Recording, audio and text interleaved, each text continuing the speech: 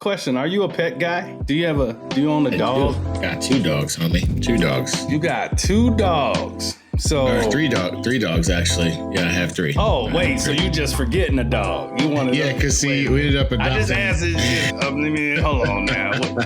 We gotta have a conversation about this.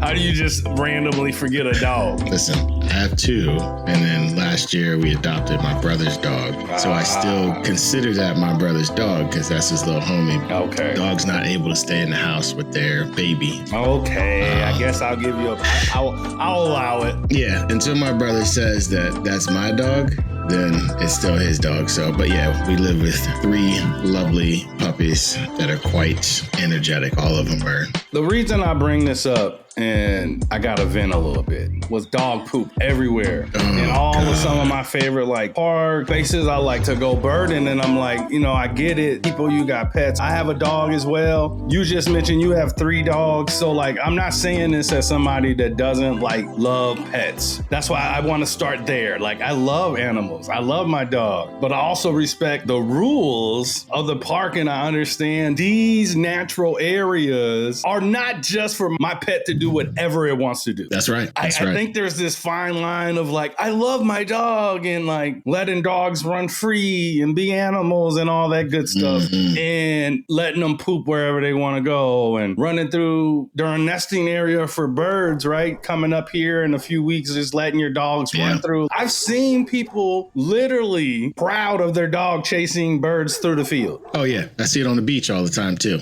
And I literally I'm definitely going to jail. I'm definitely going to jail one day because I'm going to fight somebody one day. And like, I shouldn't have to fight other dog owners. Like, we should be a coalescing group of people that are smart enough to say, let's have dogs. Let's get them exercise. Let's get them outside. But let's respect the rules of the different spaces where there shouldn't be dogs. Like, we were just at Valley Forge National Historic Park doing a walk, and they have a big sign up that says, no dogs at all, leash or otherwise, starting on April 1st because of the nesting season for a lot of birds. I know the homie that put up the signs. I know how he feels about it, and I know why they're doing it. And don't you know, we out there with 25 people, probably running their 3 different dogs, all of them off the leash. That is crazy to me. They know they're wrong too, because we came around the corner and this one lady, she immediately snatched her dog up and put it on the leash. Like, I said, thank you, but like, she kept looking back to see if we were watching her, because we were creeping on some meadowlarks, and guess where the stupid dog was running around? Right, I'm sorry, the dog's not stupid. The lady was. The dog's running around, right? And meadowlarks by themselves are hard to find because they're making noise and you can't see them if they don't turn around and let you see their belly, and they are skittish. So it's like, we're all just like, man, I'm trying to get these homies on this meadowlark. This lady's out here with this dog. Dog don't know no better. It's just running and having a great time. And like, yeah, it's a tough spot. To me, I put people with dogs off leash in the wrong area in the same place I put people that let their cats outside unattended to. Yeah, they think that's cool too. And they don't realize that equates to cats being the number 1 killers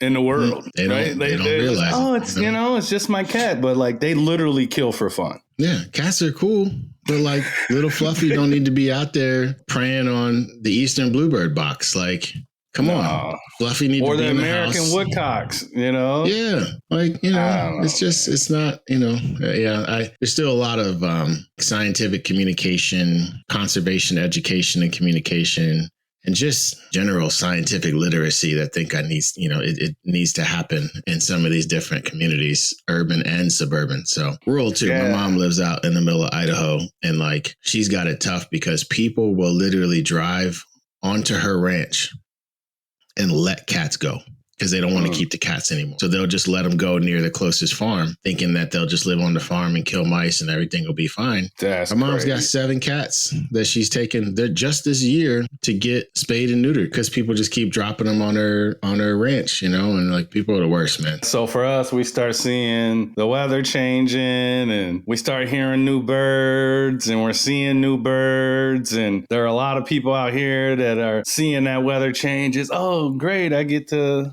walk my dog more and go to these different places. And I think what we're trying to say is at least, I mean, there are parks for dogs that can be off leash. There are dog parks. But if the park is a dog free park, there's a reason for that. If the park says your dog needs to be on a leash, it's pretty simple. Like, put the dog on a leash and enjoy the park like everybody else. So at some point, where do you check the privilege? At some point. Right? Like at some point, you got to check the privilege. I don't know. Yeah, honestly, I think it's going to take, just some education and community building to try and get there. I've heard different people tell stories about how they deal with it. Most recently, Christian Cooper talking about his incident in Central Park and just generally how he likes to approach it. I've heard him talk about it. I've heard recently some folks that are doing piping plover work on the New Jersey shore talk about, hey, your dog can't be running up and in the sand dunes, and here's why. But they have a very specific way on how they approach it, right? They can't come in hot. They have to understand that other people feel agency about the beach. They feel a certain ownership of it, and they kind of want to do what they want to do. So their strategy, it seems like, is to first get people to fall in love with the plovers and then explain to them like, hey, you like that little chunky, beautiful little piping plover and those little beautiful quarter-sized babies. Maybe don't let your dog off leash here. There's a beach, a couple miles down the boardwalk that allows dogs off leash. Yeah, it's going to take, you gotta kind of pick your battles there. That conversation is a nice segue into what we kind of want to talk about today, which is like an introduction to ethical, and I'm putting in like air quotes right now, ethical bird watching as you're getting going. And I want to welcome everybody to the Bird Joy podcast. Sometimes we just start talking, right? That's right. We just start talking. But I'm Dexter Patterson. And I'm Jason Hall. This is the podcast for all the homies around the globe that want to find a little bird joy. Yes. You want a little bird joy, a little bird education. Hopefully you're ready for some of that. Let's get going today. So when we think about this idea of ethical bird watching, and I think there are so many different ways to look at this, but I think we could probably start by like just defining, the way we kind of see what is ethical bird watching. How does that include just having general respect for wildlife and habitats and your fellow birders? Like, if somebody asked you, Jason, what is ethical bird watching? Like where would you start with them? Oh, let's see. Well, for me, it does depend on kind of what environment I'm in. So if we're talking about in the city, talking to my folks that live down in the city, I would say ethical bird watching is the way to disturb the birds as little as possible with your own presence or the presence of your group, while also being able to enjoy, observe, marvel at the bird. Because I think sometimes people have this assumption that ethical bird watching means no bird watching. It means you can't go into the forest, or you can't go look at the bird, or you can't go pursue that sound that you hear on the trail. You can do all that. You just have to be aware of that give and take. If I hear a blackpoll warbler with that rising and falling whistle, and I get closer and closer, and I see it, and then it sees me, and it flies away, I need to be thinking to myself, okay, what situation am I in right now? Is this bird migrating through Philly, which they usually are? Do I want to mess with it if it's eating? Maybe it's early in the morning. It just got here. It just touched down after overnight flight. Do I want to let it get some grub, or do I want to keep chasing it down this trail and bothering it? Or maybe I'm somewhere where they breed. So then I got to be thinking, am I messing with the nesting territory? And so those are two things to consider. And then at the same time, thinking to yourself, okay, well, what can I do? Can I back up a little bit? Can I find a quiet spot and just sit down and be still and observe the bird? These are the kind of things that we want to talk about. And every bird will be different, right? It'll be different if it's a great horned owl or an American white pelican or a Clark's nutcracker. They're all going to have different behaviors based on human interaction and how used to humans they are. Now, the homies down in Philly, the rock pigeons, they're cool. They'll hang out with you on the sidewalk, right? The house sparrows, a couple European starlings, they are just not afraid of me in my yard, right? So I'm just like, whatever, homies, here's some extra mealworms. So it's really, without getting super judgmental of people, but more just saying, hey, we exist in this environment too, right? Humans are not separate from nature.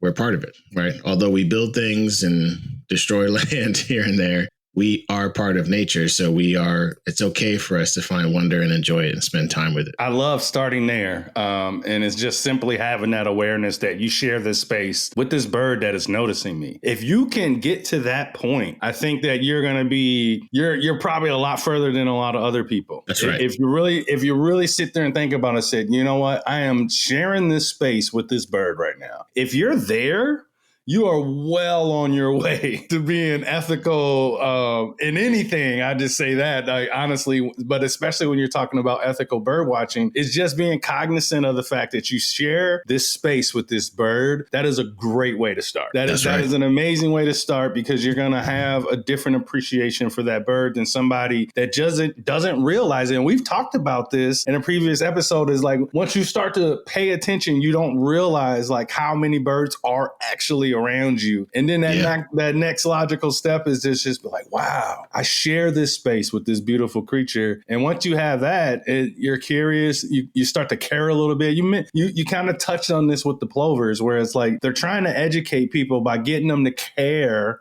about the bird. Once you care about something, you're definitely going to be more inclined to want to take care of it. You're going to be more inclined to be like, well, I'm not going to litter on this beach, or I'm not going to let my dog run loose because look at what lives here. Look what calls this home. So if we can get you to start there, like, where do we start? If you're hearing our voices today, just start with the simple fact of acknowledging that you share the space with the birds. And an easy way to remember that is that that's exactly how we should be treating each other as humans. Right. Talk to him. I have to find agency. I have to care about Dexter first before I can truly understand how to approach Dexter and make sure Dexter is welcome and I'm not crowding Dexter, especially if I'm going into Dexter's home, or insert any community or person that is different from you, that has different experiences. It's really easy. We just treat them kind of the way we would want to be treated if someone entered our space. I think the difference with birds is that people have to learn how to read the behavior of the birds a little bit, right? Where we're all kind of have some general social cues, I think most of us, to read each other, so we can kind of choose to acknowledge or not acknowledge those, right? And so choosing to acknowledge them and react to them with other humans is the same thing you do with the birds. And in most cases, at the very least, that produces a safe situation, and at the best produces friendship, joy, fellowship, appreciation, all of these wonderful things we can get from each other and from the birds.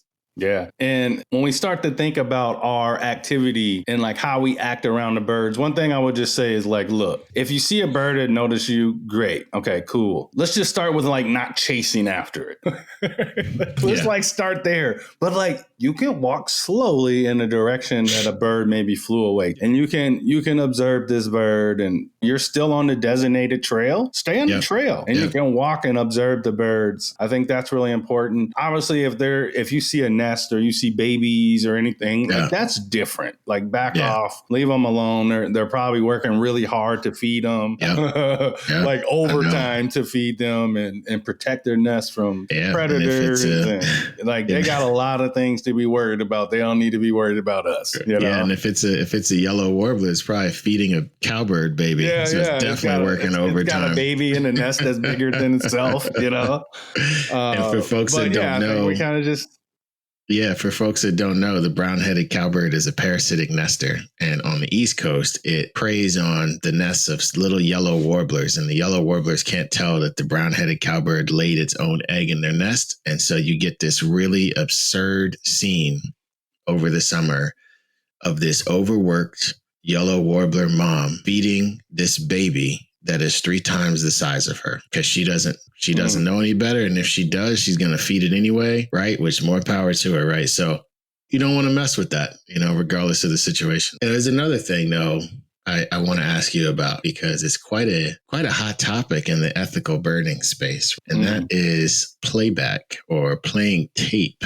Yeah. How do y'all deal with that? Yeah. So in our club, we don't play sounds, and we encourage people not to. And we'd had to deal with this with a person when we would go out and see the short-eared owls.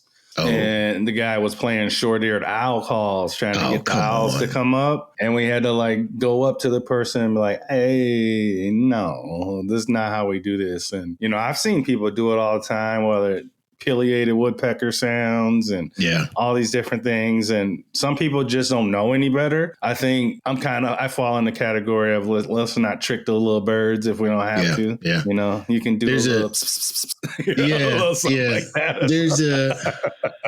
To me, I started out listening to folks that just said no playback ever. Then I met some other folks that said a little bit of playback, but only in the right situation. So, and when I say a little bit, I mean like a little bit. And I do it on our walks. Like, for example, the Eastern Meadowlark, right? The first field we were at, I didn't hear any meadowlarks there. It was cold. It was windy. And I was like, hey, everybody, I want you to know what this sounds like because you're probably going to hear them before you see them. So let me play this for you, right? And we just got in a little huddle on the trail, right? I'm not blasting it on a speaker or anything. It's just on my phone. And I get ready to hit the button to play the Meadowlark song and just, like 5 seconds of it. And the Meadowlark in the field then sings. Yeah, and I was like, you son of a, right? That beautiful. It's got like that melodic flute call. So then, but it was only enough for me and some of the other experienced birders to hear because it wasn't the full song. It was just a couple notes. So we all, like 3 or 4 of us, we looked up and we were like, what? So then I turned it down and I was like, all right, folks, this is what you're listening for. And I just play it for them to hear it. But that's it. I don't have to play it anymore after that. But it's just helping the people on the tour get, the understanding of what they're listening for. Because it's kind of hard to really describe it. So the best part is we had really couldn't find any meadowlarks in that field, the field they're usually in. And we get out to this other field that they had just recently cut where the short-eared owls were for a while. And somebody in the group is like, yo, quiet. What? Do you guys hear that? There's like 3 meadowlarks out in this field going bonkers. And people that had never heard one, because I played them a little bit of the song, they had some reference, right? But the difference is I wasn't telling them, hey, let's connect this to a speaker and blast meadowlark calls all over this field for 10 minutes straight. Because we have a couple people like that in Philly that have had to get checked around just incessant playback. It's like they can't bird unless they have playback. And it's like, come on, and so I think the way to come down on it is situationally. If you're in breeding territory, breeding season, do not use playback. Like you said, these birds are hardworking. They're going to want to defend their territory, and you don't need to cause them extra stress to expend extra energy. If they are coming through from migration and you want to just say, oh, was that, I'm kind of wondering, I can't tell if that's a black-throated blue warbler or a black-throated green warbler. And you say to yourself, I'm just going to do a second of playback and see does it respond to either call, right? I think that's okay for a couple seconds. But like I said, if you're in the forest, blasting playback for 10 minutes, just being lazy AF, waiting for the bird to come to you, that's not great. That's not great at all. I think there are definitely educational use cases to be had there. I mean, I don't know about you, but I can't do bird calls the greatest, but I can do some owls pretty good. There are some educational use cases, I think. But I think in general, you want to try to avoid that type of behavior. Yeah. Just absolutely. And it's just like staying on the trail and observing the signs that you see around the park. Keep your dog on a leash. Yeah, we talked about earlier. Or your dog is actually not supposed to be here. Follow the signs. Avoid nesting areas in general. I think if we could leave that as a guideline for just in general, like when it's nesting time and it's a nesting area, we got to be super respectful because they're literally trying to keep things going. They're trying to have babies. Like this is a pretty big deal. And we don't necessarily know their language, right? And so when people use playback, most of the time I found it's really like they're just looking for any kind of response. But we don't know, are we playing something that sounds like a rival male? Right. Are we playing something that sounds like a distress call? We don't always know. And so what does that do to that bird or other bird species in the area? Right. And so I would say always err on the side of not using playback unless it's for a reference purpose. And definitely there's more situations where you should not use playback than where you should. Generally, probably a 95 to 5% ratio, right, of not using it. So I think if people stick with that, they should be on the right side of things, when it comes to the ethical, pursuit of these birds. I think the other side of that equation is like, all right, yeah, playback stuff. That's one side. Another side that I've seen people kind of struggle with is the role and responsible photography. When you're watching birds, and maybe the use of binoculars and cameras to observe birds from a distance. A lot of times where I hear people complaining about birders in regards to birds and wildlife is the photographer doesn't have respect for the bird or the habitat and going off trail, disturbing nesting sites, disturbing the bird just to get a little bit closer for that shot. I really want to stress the role of responsible photography because it seems like people ignore it and they don't realize that it's not always about the great picture, and I do take pictures of birds, and I always kind of have this attitude of sometimes you don't get the shot, and I'll tell myself, well, I'll see it sometime, or I'll get it another time. Like, I'm always birding, so like, don't freak out. I tell people that I'm like, you're going to see that bird again. You know that, That's right? Like, there are very few, and I've had this conversation with members. There are very few birds that I legit chase. Very, very, very, very, very few. And chasing the mean of not chase it down the trail. Chase it meaning it was reported and I'm about to go try to find it. Got it. Let me define chase there. And it's like birds that like would never probably come back. Like we had, we talked about the American flamingos. Yeah. Like if you hear about American flamingos reported in your area and it's never happened ever, like that's probably a bird I'll drive to go see. You know what I mean? Other than that, I'm like, nah, I'll see it next time, or I'll see it this next spring, or I'll see it here, or I'll see it next time I go out. It helps take a lot of that pressure off of birding, doesn't make it feel so like competitive and like it should be fun. This show, it's about bird joy. And the way that you have bird joy is you don't beat yourself up for those type of missed opportunities. So like when the bird flies away and you just about to hit that shutter, oh man. It happens all the time. It happens all the time. And I love like laughing about it. Like we had on this walk this weekend, we had these Eastern Towies that were sitting down and letting everybody see them sing, right? Like a couple males, they were beautiful, right? And I forgot my normal setup for my digiscoping, right? And so I'm trying to hand hold it, doing the thing, and I finally get the scope on. I get my phone out. I try to, line it up. And as soon as I get it in the frame, homie flies away. And I'm like, and I love like telling people like, hey, these birds don't owe you nothing, right? They don't have to stick around for your picture. You just because you're human doesn't mean that you're owed some beautiful portrait of this bird. It's about how you enter this space and what the bird needs to do, And I love how you said, like, if I don't get it, that just means I got to get it next time, which means that you have another adventure planned somewhere in the future, which is great. That's how I want people to think about it, right? It's not a loss for the moment. It is a pin in it, push it down the road.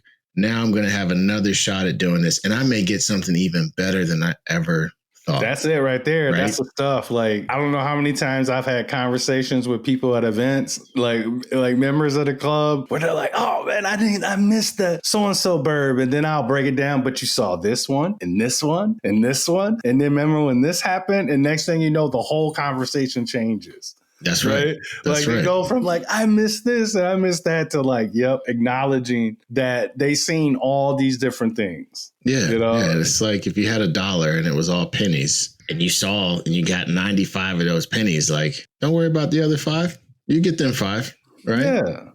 But you got 95. Like, that's still awesome, right? The fact that, a lot of us are still fortunate enough to wake up every day and have another shot at those 5 pennies, those 5 birds in our patch that we've never seen, that we're looking at eBird and we're like, oh man, it's almost time of year. I missed them last year. I'm getting excited. Like, people should find joy in that. I was trying to explain that to people this weekend of like, that's the fun part, right? Like seeing something and you don't know what it is and it doesn't match anything that you've learned already. And then you got a couple pictures, maybe a couple recordings, right? And you go home and now you're trying to figure it out. That's great. I mean, that's where it's at. It's a puzzle, so, and you're going to learn something either way. And and I will tell people this, you don't have to, you can creep closer and closer and closer, but you know what's going to happen someday? One's going to jump right in front of you. Yeah. And you're going to have your opportunity. You just got to be ready for it. Mm-hmm. I think that's the one thing, like sometimes you might miss your moment. Oh, well, but it's going to happen. You're going to get plenty of photo ops. You're going to get amazing photographs every single time you see the bird. Doesn't need to be that moment. That's right. Yeah, let's talk about that. So you kind of touched on something. I want to touch on this idea of engaging with the birding community as a whole and just kind of encouraging listeners to engage with your fellow birders respectfully when you see people out in the field. I've kind of seen both sides of this, where it's like some people don't want to say a word to you and some people will have a conversation with you. But what I would say is at least start with smile at people, say hi. Like if we can do that as human beings with each other, at least acknowledge each other on the trails, I think that's a good start. Yeah, it certainly is. And I know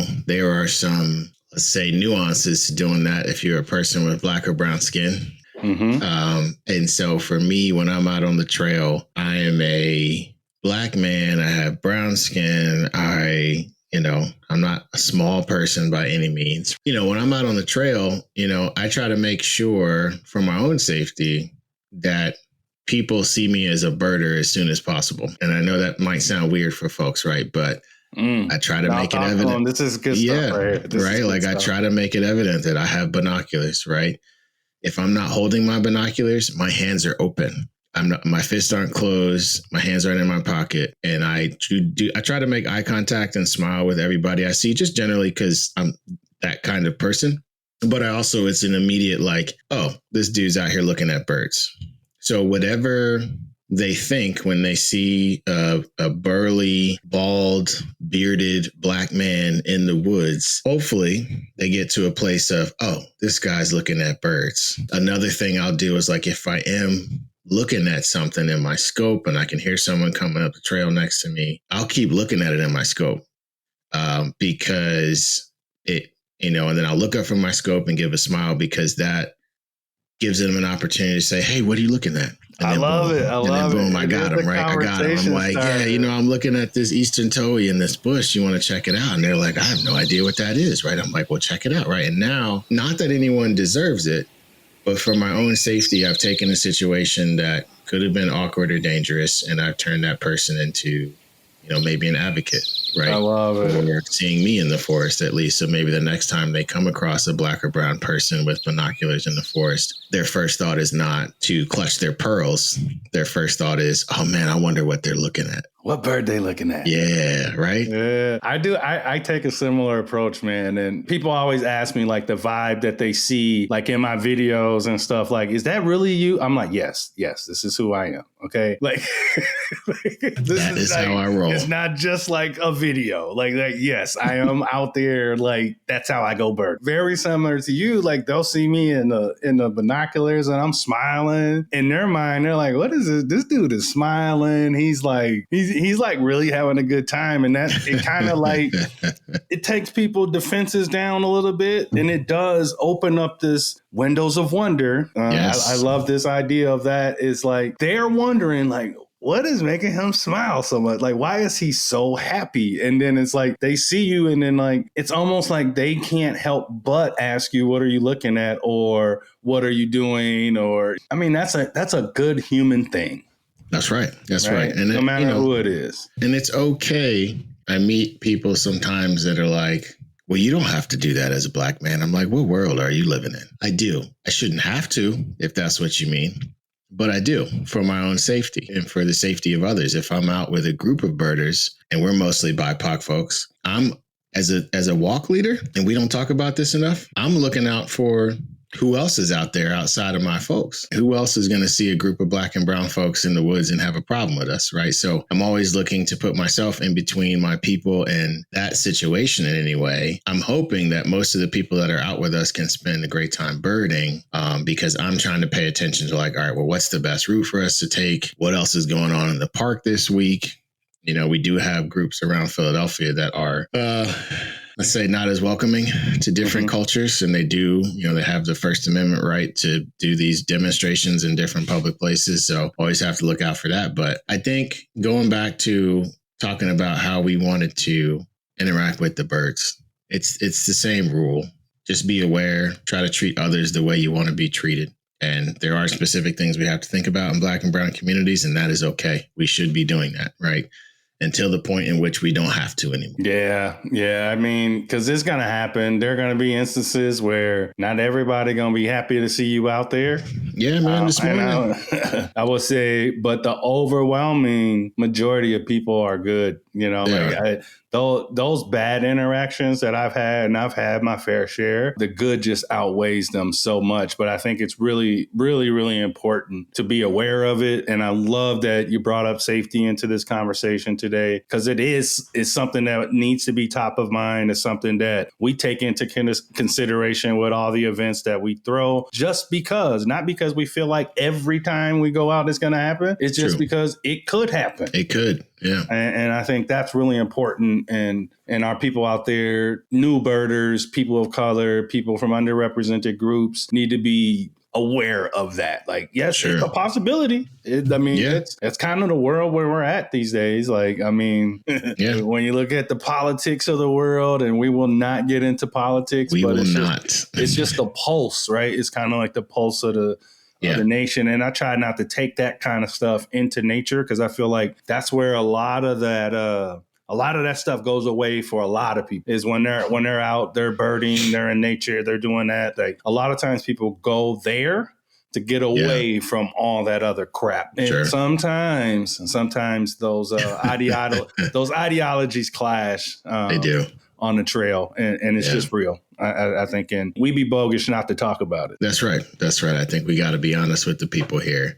This is not going to be, when it comes to some of these situations, right? It's pointless to have a surface level conversation about it, right? We got to get into some of the depth of what it means. And there's plenty of information out there, right, about this. If anyone has a few minutes, I encourage you to look up Drew Lanham's 9 Rules as a Black Birder. They're quite interesting. And so those are great conversation starters, right? Just to be aware. We'll get into that, I think, on an episode about safety, maybe, or, some of the other aspects of being out in the field. I got one more question for you. I don't know if you guys do this or not when it comes to birding etiquette. Do you all use laser pointers at all? Or have you ever seen anybody use them? The green ones. Yeah, the green ones. Yeah. Yeah. So our Milwaukee leader, Rita, uses a green laser pointer. It's kind of clutch, man. I just got one because it's really nice. I mean, and she's really good at where, like, she never puts it on the bird anything like that. She's really good at being able to use it to get it to the general location to where it makes sense to how she's describing where she's pointing. And she gets people on birds way quicker. I think as a club leader, like, it's genius. Yeah. I didn't even realize you could use them like that until I went on that trip to Tanzania last year.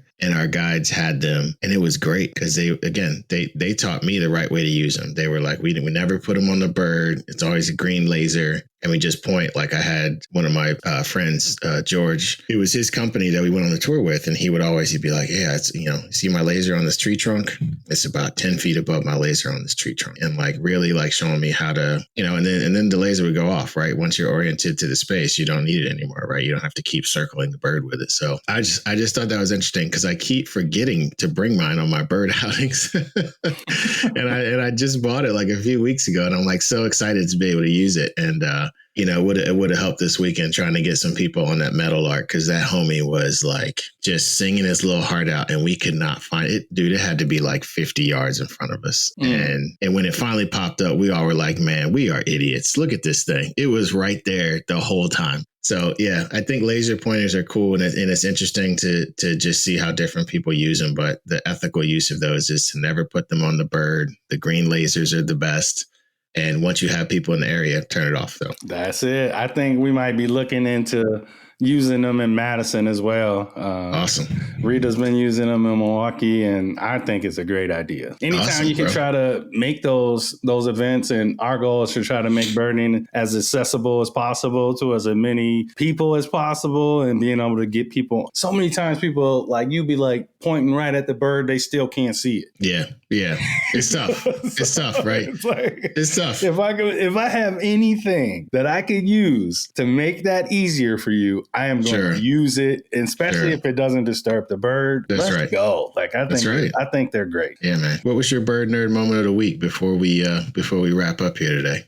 It's so funny you brought up the meadowlark. I saw my first meadowlark. I put out a little video because I got really excited. I was like, all right, let's go find them. I heard one. I said, we gotta go find it. So we found it. Homie got pretty close, I'd say about 30 feet away, 30 feet away. And it was just singing away. So that song, that's something else. But I would say, so yesterday, we went out. We had a tour of this place. It's a private wetland, woodland, like this nature preserve. It's not open to the public. And we were touring it, and we just saw like all these turkey vultures, and it was kind of cool. So once you start seeing the turkey vultures, that's also a really good sign of spring, especially when I start seeing them in large numbers. I'm like, okay. We came up a little closer, and one of the turkey vultures was sunning itself. Oh, nice. That was pretty cool, man. And everybody like started freaking out. But what I would say, it was this moment. It's one of those mundane birding moments, kind of similar to like we were talking about like the house finch or the robin or one of these like common, the word common, how I feel about the word common when it comes to birds. It was one of those moments when tree swallow flew by. And I was like, oh, snap. The tree swallows are back. That was my bird nerd moment of the week. So there were a few of them. That's awesome. You want to know what mine was, bro? Yeah. What was yours? Yeah. So I was invited to accompany a bus full of environmental journalists to a place called Hawk Mountain. So they were having their Society of Environmental Journalists conference here in Philly. And on Thursday, I was invited to kind of volunteer and go with them up there. And I'm sitting on the bus next to this young African-American lady. And we get to talking. She's a student at Wisconsin in Madison. That's cool. Getting her master's degree. That's what's in up. Journalism. And I was like, yo, do you know my homie Dexter? And she was like, I've been trying to get to one of his walks so often. She's like, I'm going to make it happen this year. And I was like, that is wild. Her name is Michaela. So hopefully you're able to meet her soon. It's a small world, man. It's a small, bro. I'm on a bus on the highway outside of Philly sitting next to like somebody that's from your hood. Like, I was like, yo, this is crazy. Like, if I would have had reception on the trail, I would have taken a selfie and sent it to you. That's awesome. Yeah, that was my moment of just like, she immediately, just a big smile on her face, right, when I mentioned your name, and so that's the second time. Because I had the young lady at my doctor's office that had on your hoodie.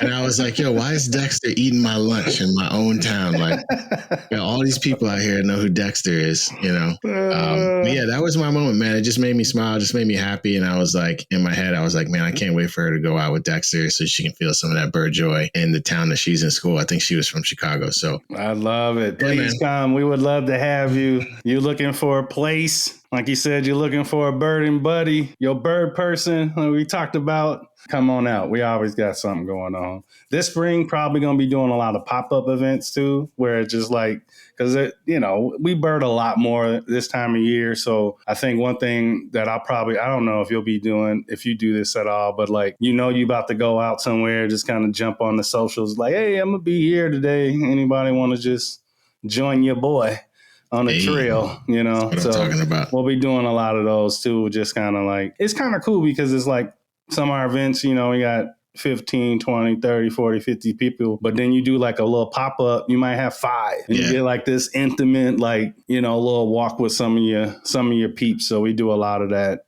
type of stuff in the spring. That was another Rita idea. See, green pointer and pop-ups are Rita's ideas. She awesome. She know what she's doing. That's awesome. I'm going to have to come out there and hang with Rita. Yeah, the first one we did a pop-up event where we were looking for Soras and Virginia rails. And it was this weird, just little spot off the side of the road. There's literally like a half a block with like a little bit of water and some cattails. Like it literally wasn't like hardly nothing. You wouldn't even think twice about it. Yeah. Next thing you know, we start hearing both of them.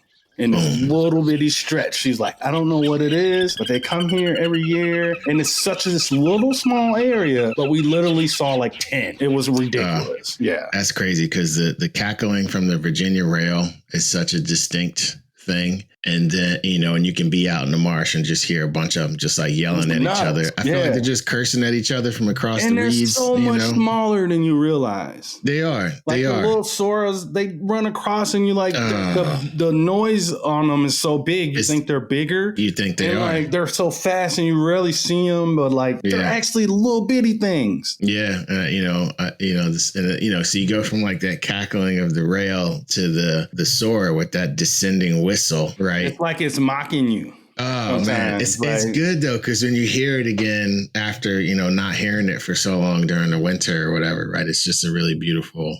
It's like a whole world in these marshes, man. Like it was wild, man. Yeah. Like literally. So then, and it's crazy. And then in the same area across the street from where we were looking at the Soras and the Virginia rails, there were a pair of loggerhead shrikes. And it's like this power company. And then like they had like barbed wire around it and stuff like that. You could see like remnants of food. It was just the most randomest place. And that was a pop-up event. I'll never forget that. So that's awesome. And for like folks that don't know, shrikes are known for taking their prey and impaling their prey on sharp things like branches or thorns or barbed wire fences. And they essentially like kill stuff, mount it to the thing, and then they come back and eat it later. Yeah. So you can come across a spot if you're in an area that has shrikes, loggerhead shrikes or northern shrikes, and it's just like a little killing field. This little like flying velociraptor. Just little bitty murderers just flying around. Little bitty murderers. They're gonna get their own Netflix series soon. Yeah, well, it's crazy. Little bitty murderers coming soon. It's so funny because they're songbirds. They're like They're killer songbirds. It's just so wild, Oh, that's their dope. beaks are they're gnarly, man. Season 1, Little Bitty Murderers. Yeah. Coming soon. We need to talk to the Shreks about We do. You can't be killing everything and mounting it. Come on, you're supposed to hunt for food. Right? Now you're just showing off. I know, right? Oh, man. Next time I turn on a murder series on Netflix, I'm going to think of that and laugh. You're going to be like, man, I knew we should have did this idea. I knew it. We should have made it, Dex. We should have made the series. The Little Murder. Maybe we'll just do an episode one day and we'll just focus on the Northern Shrike and the Loggerhead Shrike and we'll just inform the people and we'll call it Little Bitty Murderers. Yeah. I love that. Oh, man. See what happens. We're trying to have a serious conversation about birding ethics and this kind of stuff always happens. But hey, that's the Bird Joy podcast for you. That's good, brother. That is good. And in all seriousness, though, I want to encourage anybody, share. I mean, if you have questions or concerns or we didn't talk about something that maybe you have some questions about, don't hesitate to reach out to us. Happy to have these type of conversations with people because, I don't know, never pretend to have all the answers, but definitely willing to lend an ear and offer some feedback where I can. And I know you feel the same way. Likewise. Yeah, likewise. We're not going to cover everything, right? There's another side to ethical birding that is not for the birds necessarily. It's about property access and, ways to travel to different places and stuff like that. And that's more just ethics, human to human, right, for different things. But I think we covered the basic stuff to keep the birds safe. But by all means, let us know on the socials or otherwise if there's anything else you suggest, because we'd be happy to share it. Yes, yes. Take care of the birds. Take care of your fellow birders. Take care of yourself out there. Ask questions. I think that's important. Don't be afraid to ask questions. Reach out to people like us that got your back, or people in your community. We stress that really hardcore. Find a community if you can to get out there of like-minded people. There's some good ways that you can get out there and learn just to be a ethical, yes, but just a good birder in general. Yeah, just a good human birder. Yeah, you don't take yourself too serious, but you care about the things around you. You realize you share this space with these birds and with these other birders and the community at large. That means you get it. If you got that, if you understand that, you're probably doing just fine.